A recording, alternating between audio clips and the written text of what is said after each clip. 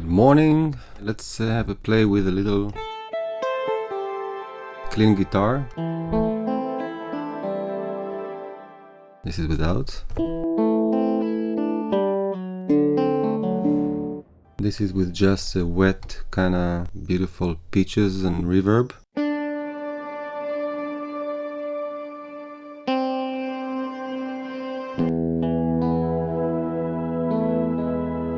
But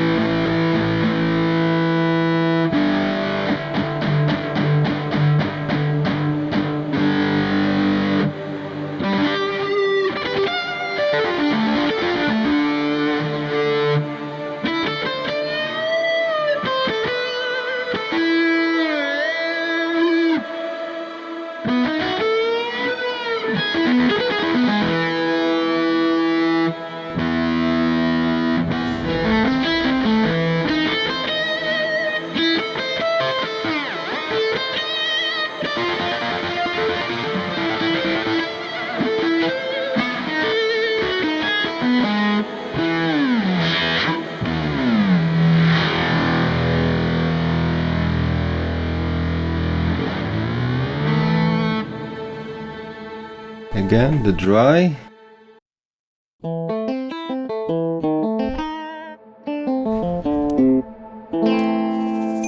Enjoy.